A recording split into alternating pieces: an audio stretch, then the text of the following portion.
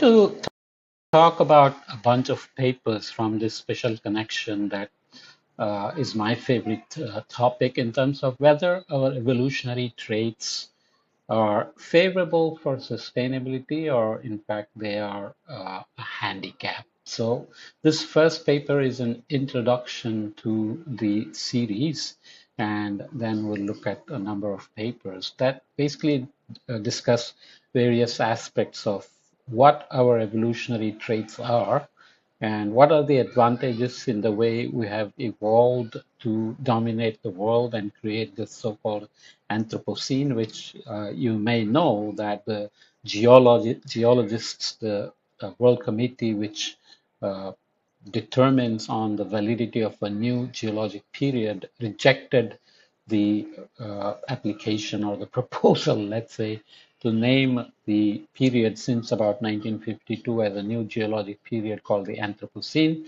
The criteria were not met, but the word Anthropocene is going to be used by the climate people anyways. It's a cute terminology coined by Paul Crutzen, who passed away recently, was a Nobel laureate in chemistry for his ozone hole work and chlorine and ozone reactions. But nonetheless, these papers are interesting because I think the idea of thinking about sustainability and what we can and cannot do should not be really discussed without worrying about what our evolutionary traits really are. I'm doing the camera adjustment in real time because there are some people who always tell me what I'm doing wrong and so on. So this is the title of the special collection, Evolution and Sustainability, Gathering the Strands for an Anthropocene Synthesis. So you will see what we mean by that. How did human societies evolve to become a major force of global change? What dynamics can lead societies on a trajectory of global sustainability? Is it the way we have evolved, and we have language, we have ability to cooperate and form new alliances all the time based on what is advantageous, and we can disband the alliances that are not working. So we have genetic evolution, and then we have some, that's vertical evolution. Then we have what we say social cultural gene cultural evolution, where we learn horizontally, so from friends, and obliquely from people who have never met, and from parents, teachers, neighbors, and so on and so forth. So all those come together in some way in which we create environmental change, we learn to exploit environmental resources, we build groups, and then we have to figure out whether this will add up to a global cooperation that may be needed for actual sustainability and to get away from the environmental impacts we are having to be able to survive for the future. The astonishing growth in human population, economic activity, and environmental impact has brought these questions to the fore. This thematic issue pulls together a variety of traditions that seek to address these questions using different theories and methods. In this introduction, we review and organize, the major strands of work on how the Anthropocene evolved, how the evolutionary dynamics are influencing sustainability efforts today, and what principles, strategies, and capacities will be important to guide us towards global sustainability in the future. This paper ends up with a slightly pessimistic view, or at least not this one of the last ones we will read. We present a set of synthetic insights and highlight frontiers for future research efforts which could contribute to a consolidated synthesis, and each of the papers puts this tag. This article is part of the theme issue, Evolution and Sustainability, Gathering the Strands of an Anthropocene Synthesis. I'm going to be brief on all the papers because I love the points being made, but I don't want to get too deep into the evolutionary theories and arguments and so on. I just want to give you some salient points subjectively chosen by me to give you a sense that It may not be very useful to talk about how capable we are of accomplishing or not the global sustainability without knowing where we actually come from, and evolutionarily speaking, right? So the introduction is kind of long, but basically it's about how humans can preserve opportunities for future generations on the planet is what we call sustainability. Evolutionary thinking about such human environment interactions has a long history. However, while this thinking has continued to develop, the sustainability challenge has become increasingly global, and humans have become increasingly aware of its role in driving global change. So, human activities are obviously threatening the stability of the Earth's climate, the survival of many co-inhabitants, other species, and indeed the basis for the stability of human civilization. This I'm not so sure. This idea of civilizations going extinct or just merging with other civilizations is debated. So, stability of civilization, what do we mean by that? So, let's not debate that here. But dealing with these global sustainability challenges is the central question for whether human success will be long lasting or short lived, and whether it will be inclusive or only for the few. So, this paper imagines the human Earth system, which we have looked at in many other courses on my channel, uh, consistent with what everybody else has proposed. Geosphere, where you have system level evolution, we are relying on abiotic realm and Earth. So solar system evolved, Earth came about, then life evolved, life, climate, plate tectonics, everything has interacted with each other, and they are feeding back with the biosphere, which is extended synthesis, eco-evolutionary dynamics, and then also with the technosphere, where evolution of technology has happened because that depends on exploiting material resources, mining, etc. And then you have biological realm in the biosphere, which has co-evolution with the social sphere, the cultural evolution. So it's the gene cultural evolution, so social behaviors, institutions, and norms. So we have this unique ability that to form into societies, groups growing in bigger in size, and now with social media and internet, we can have global connections based on some common cultural affinities, let's say. But that also becomes an issue in terms of what we can actually do to achieve global sustainability. So all these are co-evolving, and there is a feedback between all of them. So this figure is basically about evolution and sustainability in the Earth system. And what are we doing? We came from a past that has determined where we are in the present and where we would like to go and where we may or may not be able to go in terms of sustainability. So this is human activity or forcing of the Earth system. So how did the Anthropocene evolve? What are its current dynamics? Right? These are the questions.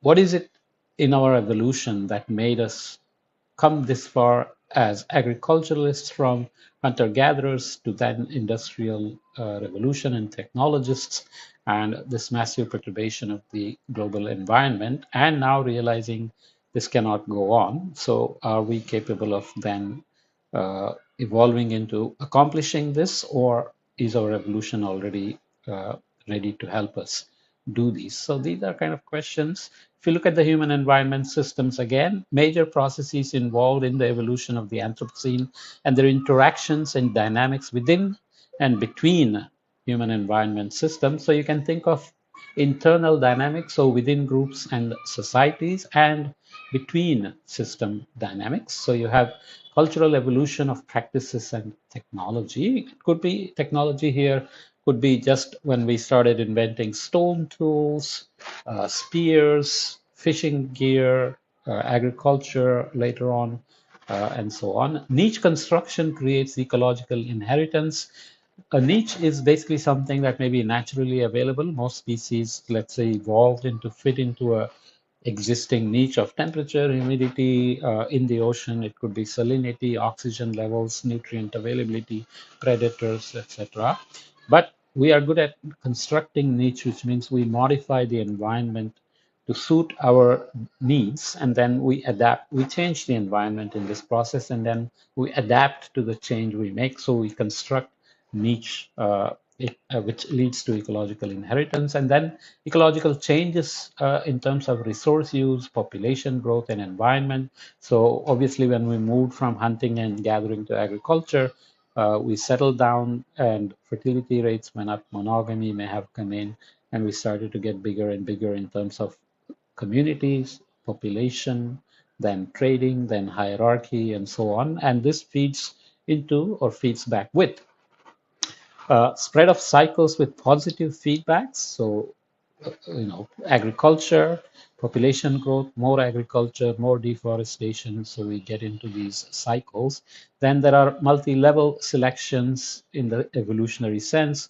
So you have cooperation, whether a group gets selected based on its ability to compete or exploit resources for food, energy, and so on, whether they remain healthy and competitive with other groups, for example, and they have interactions with the spread of cycles. I hope I didn't say speed of cycles, spread of cycles. So here, persistence selection happens. So environmental practices, technology, and worldviews, who survives and who doesn't. Neanderthals went extinct, other Homo lineages went extinct, or maybe Neanderthals just merged with us over time. And even in the Holocene, civilizations have disappeared, whether they went extinct or merged or migrated also remains a question, but you get the idea. But we are definitely accelerating changes. So rapidly shifting ecological and evolutionary dynamics are brought about by us, and then environment response, and then we do adaptation, and then we do more changes. So we keep shifting the baselines themselves in terms of biodiversity, etc., population, energy use, emissions. Short-termism is maybe part of our evolution, where we think about just what is coming next and what needs to happen next and how we can live on that, and not really plan necessarily always for the long term in terms of resource sustainability, resource management, environmental management, and so on. But is novelty a trap then, that we are always looking for a better mousetrap? Is that a trap that in fact makes us be more and more vulnerable or have a lot of unintended consequences? Then there is global connectivity that is now allowing long distance relationships, decoupling of action and consequences, in the sense you can become very efficient in exploiting resources and polluting, but then you will have a lot of impacts elsewhere. So you are not paying any price for polluting, which some poor people may be paying elsewhere, which is what climate change is essentially all about in terms of where we came from the Industrial Revolution till now. Information overflow. So with social media, you can pursue information that confirms your beliefs or, denies your belief, but, confirmation bias, all the human biases can be fed with the information, and in fact, it can be an overflow. Contagion and constraints. So we will talk about prisoner's dilemma versus Nash equilibrium and so on, where contagion is where it's not just a pandemic, but the contagion of religious beliefs or other affinities with which you start to identify and have long distance and within group relations or within group fractions, and what are the constraints that come with it, or what are the constraints that may be imposed by the contagion, and so on, right? So the relationship between theories concerned with and key capacities needed for the future evolution of global sustainability in the Anthropocene. What do we have as our intrinsic evolutionary traits, and what is actually going to be needed to actually accomplish global sustainability? Collective learning and action is an important component of evolvability for the Anthropocene sustainability. Examples of frameworks, approaches, concepts, and theories are listed here. Collective learning and action, obviously enabling frameworks, design principles. Enabling frameworks are design principles, systems mapping, pathways, practices, adaptive management, contextual behavioral science, and so on. Very kind of broad terms, but if you understand, fine. Otherwise, don't worry about it. But this all happens as a part of evolvability, which is based on approaches, which means agency. So your willingness and ability to act gives you a chance to act. So it's not something that somebody is doing and there are no consequences, or you are only facing the impacts without having any agency in doing something about the impacts. Intentional evolution and transformative capacities. So we are not just genetically evolving based on what we inherited, but at individual level and group level and even global level, we are able to direct evolution and bring about transformative capacities, because adaptive capacities accumulate over time, which is a strength, but also makes us get bigger and bigger in terms of our impact on the environment. But this evolvability for transition to Anthropocene sustainability requires concepts and theories of evolutionary transition too, where evolutionary transition as individuals basically says beyond the genetic inheritance for most other species, as far as we know, is not working for us or is not a constraint for us, because we can go beyond genetic inheritance with social, cultural learning and other abilities to innovate. Language, for example, communication, group building, cooperation, kind of a shared brain idea. We can, construct niches and so on and go beyond the constraints of genetic or individual and group evolution and go into something beyond. Gaia basically says that species can modify their environment to make the environment suitable for themselves, which in reality doesn't really work. Sapiozoic is where we are sapient, we are actually aware of what we are doing, and there are details on how it is interpreted, but I'm not going to go into it. And noosphere is another term that is kind of a intellectual world where you are governing with certain principles, let's say. Earth stewardship is the idea, again, where are we going to be able to evolve into global cooperation for Earth stewardship, not just local environmental stewardship, because Eleanor Ostrom's work, which we discuss in the adaptation course, says that uh, sustaining the commons works very well at small scales, but when you get to these global scale issues of Anthropocene sustainability, then the scale issues are very complex. So Earth stewardship is required eventually for Earth sustainability. And good Anthropocenes, which means we are not just seeing ourselves as people who are destroying the environment, but we are actually head towards with intentional evolution and transformative capacities to save the earth. So this is the kind of overall picture of the papers that are in the collection that we will look at. So there are many strands converging on the topic of evolution and sustainability in the Anthropocene in all its diversity. We hope this theme issue helps. Usually you should say thematic issue. I don't know why they keep saying theme issue.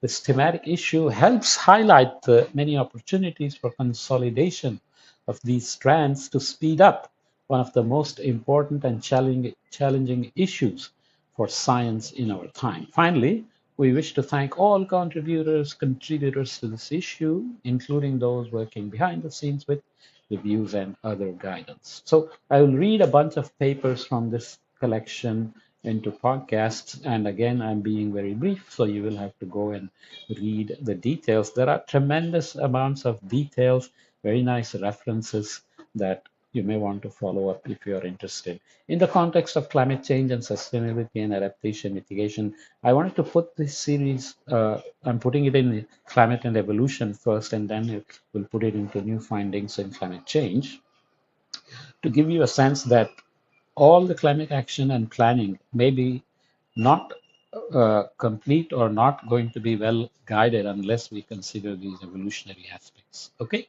so see you in the next paper in this thematic issue.